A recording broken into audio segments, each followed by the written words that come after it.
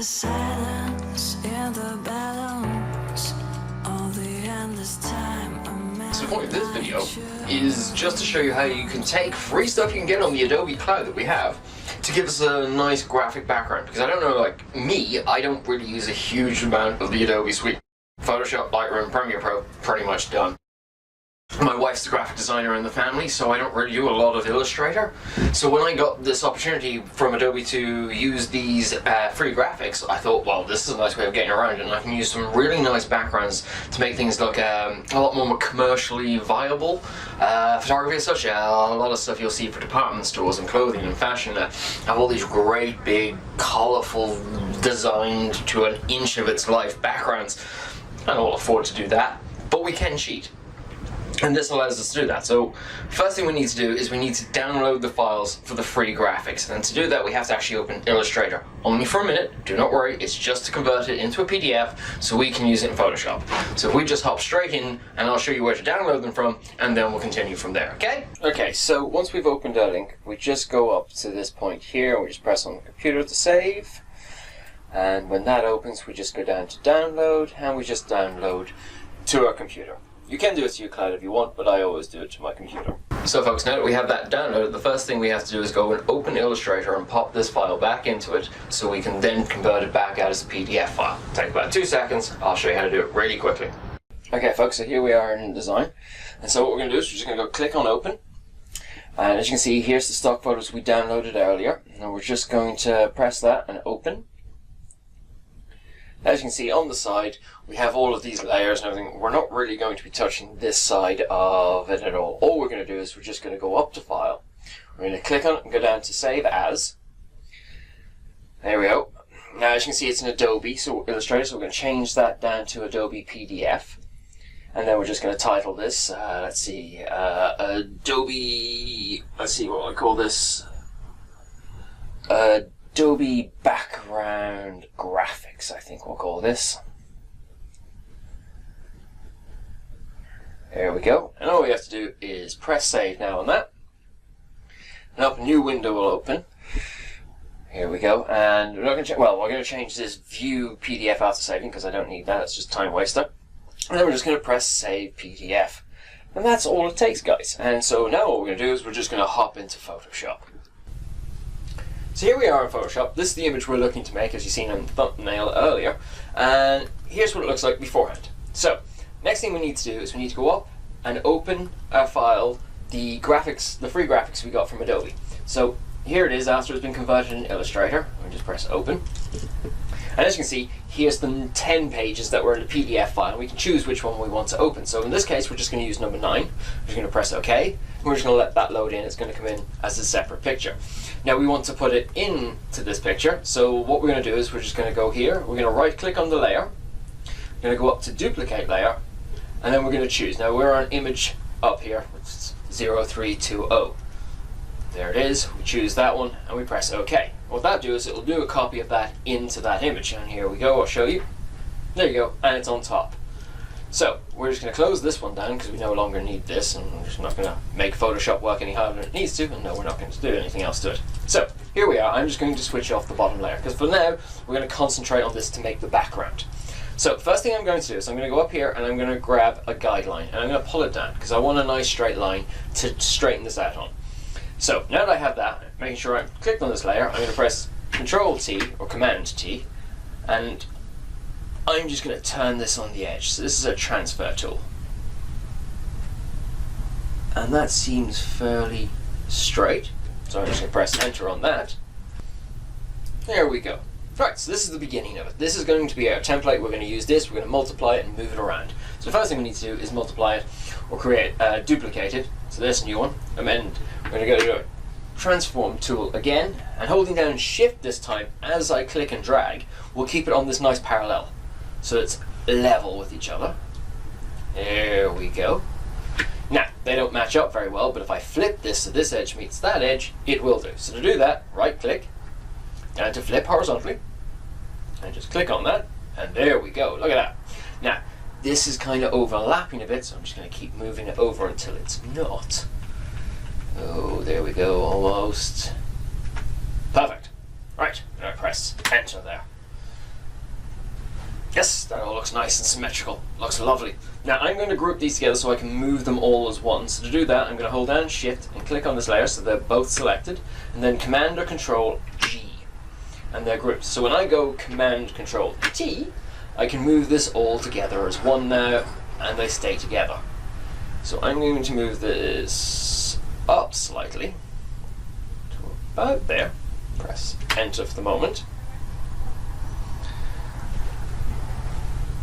Now, as you've seen when I was moving it around, the box is a lot bigger now because there's the two of them. So in order to affect the outside edges, I'm going to have to zoom out slightly. So it's Z for the zoom tool, and then hold down Alt. As you can see, the minus sign comes out, and I can just zoom out a little bit. And again, I'm going to go back into the Transform tool, and I'm going to grab the edges and just make this fill the box a little bit more. Now, the important thing is I don't want this to warp in any way. So to make sure it stays proportional to where it is, I'm going to hold down Shift and Alt, or Shift Option on an Apple, and I'm going to take the corner and I'm just going to drag it out. And it stays the same proportion as it is. And I'm going to hold it about there. Actually, I might bring it in a little bit more. What I'm going to do is, using the arrow keys, just bring it down a bit. There we go. Now I'm not too bothered about these bits up here. We're going to fill those in a second very easily. So I'm just going to press Enter for now. I'm more concerned with filling these areas down the bottom where this pattern continues, so I need to do something in order to continue that pattern off. That's not difficult. In order to do that, what I'm going to do is I'm going to grab one of these, and bring it down here and duplicate it. Make sure I'm then selected on that one. And again, I'm going to go to Transform tool, and I'm going to drag it straight down. It doesn't need to be perfect. And I'm going to play around with this a little bit. Now you see these colours all kind of go together here. But of course the shapes don't fit. So again, I'm going to hold down the Shift and Alt, or Shift and Option, and I'm just going to drag the corners out here. And I'm just going to keep making this bigger and moving it around. Oh, take your finger off. Shift when you want to move it around, B. And see if I can't get this to line up a little bit more. A little bit bigger. And I'm just going to keep going until I feel like I fill the gap and it looks like it belongs, and it kind of looks a bit better there. I'm going to actually flip this and see what it looks like. So I'm going to flip this vertically. Go this way. Oh, much better, much better. There we go. See, some guys, you just have to play around a little bit and see what's out there. Now, I think I can make that a little bit bigger. I'll use this corner up here.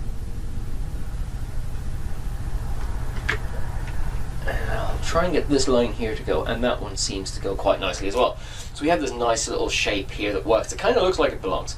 It's a little, not exactly right, but I don't think we have to worry about that too much. So I'm just going to, yep, nice line that goes along there. The yellow kind of goes together, and these colours are fairly similar. So now what I'm going to do is I'm going to duplicate this again, except this time when I go to Transform it, I'm going to flip it immediately. So right click, down to flip horizontal, and then I'm just going to drag it over here and place it in pretty much the same area.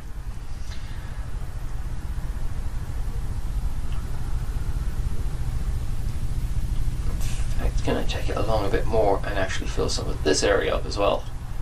Ooh, that looks kind of nice. So I'm going to do, so I get this little gap here filled a little bit, and I'm going to do the same with the one above. So just making sure I click on this layer, again, Transform tool, and I'm just going to move this in a little bit then. So there we go.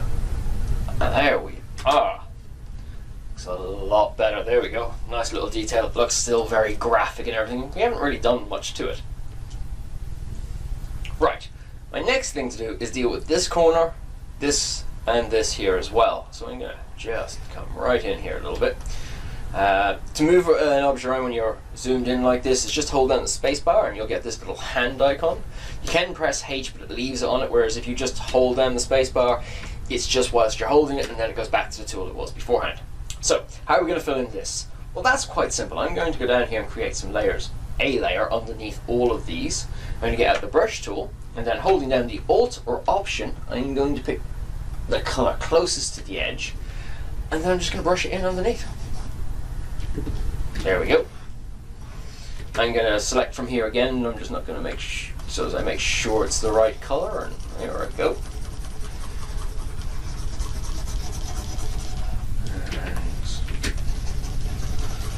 And brush that in. Again, the same on this edge, holding down the Alt to the Option and just paint it in. There we go. I'm just going to zoom out. Oop, wrong button there, people. There we go. That works for me. Absolutely. So there we go. That is actually our entire background made, really. Now, we need to make sure we put our subject on top of all of that. So just bring him on top. Now I'm going to move this line out of the way, this guide. I don't need that anymore. Zoom in a bit there. There we go. You can see what I'm doing. Now, I'm going to select this area. There are several ways you can do this. You can use the magic wand, color range, a few others. I'm going to use the pen because I prefer the pen. The reason mainly because in the color range or the magic wand, I'm going to start picking out these white bits here, and afterwards I'm going to have to clean up the layer mask. And I just don't want to have to do that. So I'm going to zoom in here. There we go. Press P for the pen tool, or it's over here if you want. And I'm going to start off the page, and I'm going to bend this in so that it comes in a bit nicer.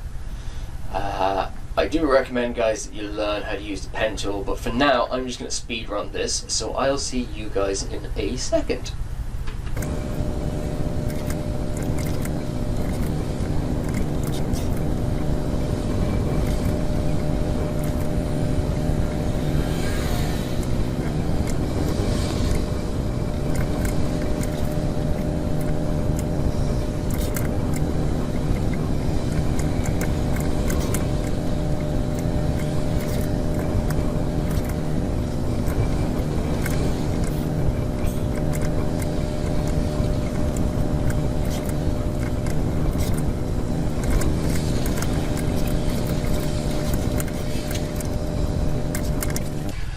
Well, there we go, guys.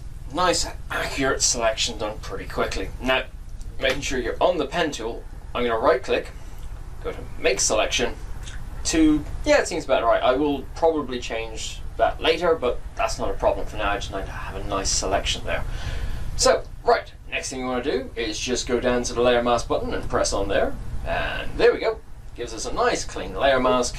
Pretty accurately well done. Now I have a couple of things here I just need to do, so just give me 2 seconds. I'm just going to zoom in here, get the pen tool out again, and quickly just go up here and around. Not the most accurate I've ever done, but it will do for now, just so I can get around this quickly. And again, right click, make selection, press OK. I'm just going to get the brush out now, because I'm on the layer mask, I'm on black, and I'm just going to fill that in. Not the greatest I've ever done, but it will do for now again. To deselect is Command D or Control D. I'm going to hold down spacebar and move over here, get the pen out, do a little bit better job here than I did last time. Come in a little bit closer. There we go. Again, right click, make selection, press OK, get the brush out, paint that in, and then deselect Command D or Control D. And I'm just going to zoom out there.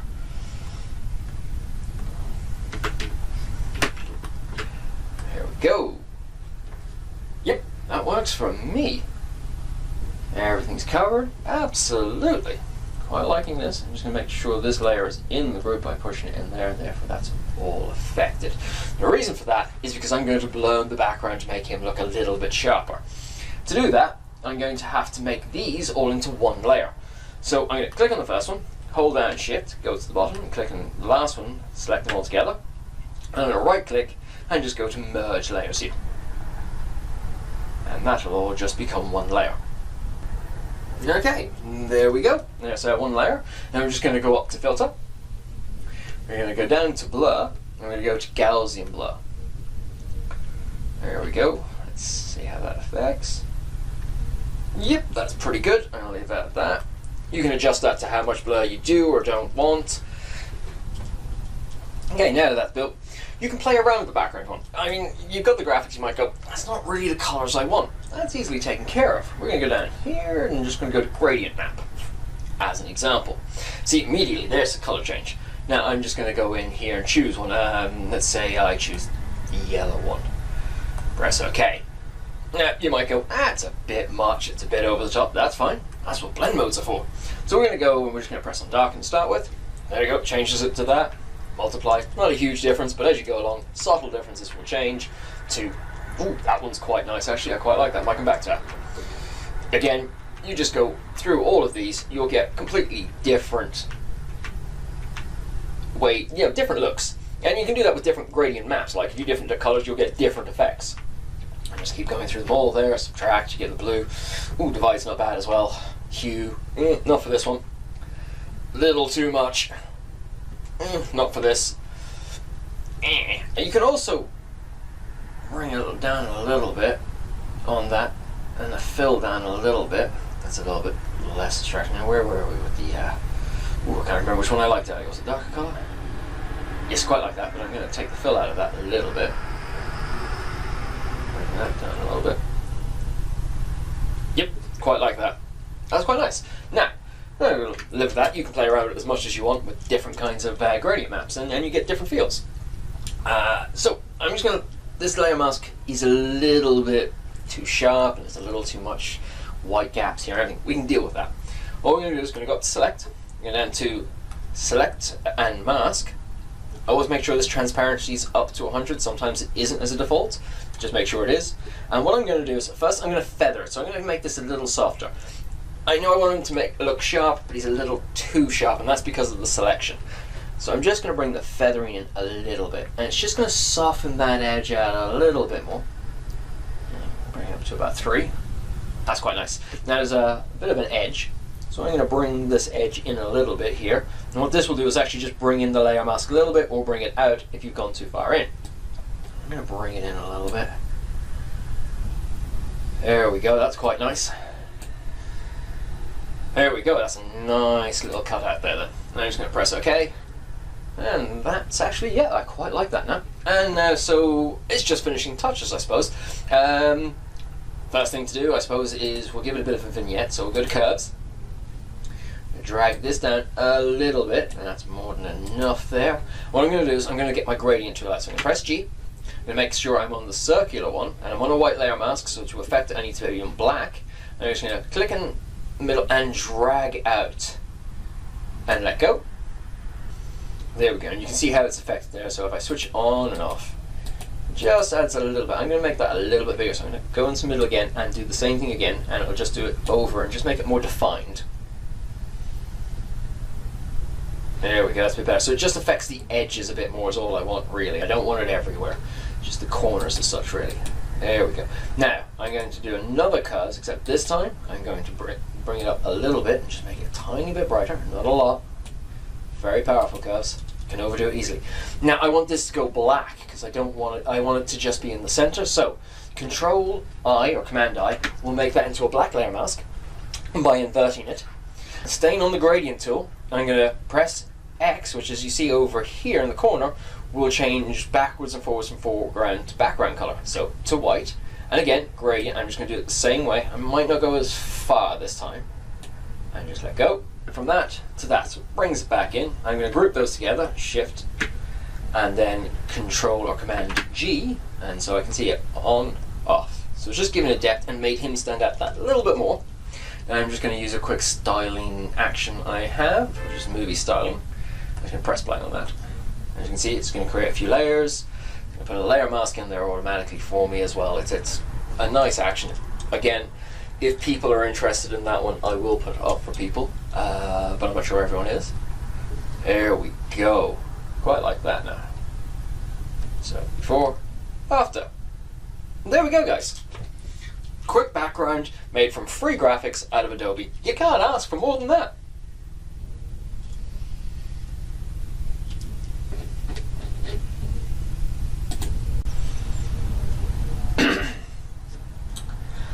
And so the last thing we're going to do here is we're going to sharpen. And to do that, we're going to make sure we're on the top layer here. We're going to hold down the Alt, Control, Shift, and E, or if you're on an Apple Mac, that's Option, Command, Shift, E. And that's going to give us a merged visible layer. What that means is it's going to merge all of these layers together so of what it sees without destroying any of these layers, so we get to keep them. So here we go. And there it is. Now, Whilst we're selected on that layer, we're going to go up to Filter, Camera Raw. So here we are, Camera Raw. And we're going to go up to these two trees, and we're just going to pull this sharpening all the way up. All the way, look at that, there we go. Now I'm going to bring the luminosity up a little bit, because when you sharpen a lot of things, it creates a bit of noise in there as well sometimes. Just want to smooth some of that out, but I want to keep the detail in. Ooh, that looks quite nice. Actually, let's see if we go all the way up. Oh yes, there we go. And yeah, I'm happy with that. And just press OK. There we go, it's quite nice. I'm just going to crop this down because some of the edges here are showing. Let's just select everything first, it's easier. Drag that down a little bit, and drag that in a little bit so it matches these lines. And I'm going to actually cut out the watch there because it's just a little distracting. And so there we have it, folks. Really nice, easy backgrounds to make with free graphics from Adobe. You don't have to be a graphic designer in order to create these things, you just have to play around with them a little bit. And we can still play around with this if we want. If we actually switch off this top layer so we can see what's underneath, and we go down to the gradient map here, and we just pick something else, say we'll go for something a little funkier, and press OK there.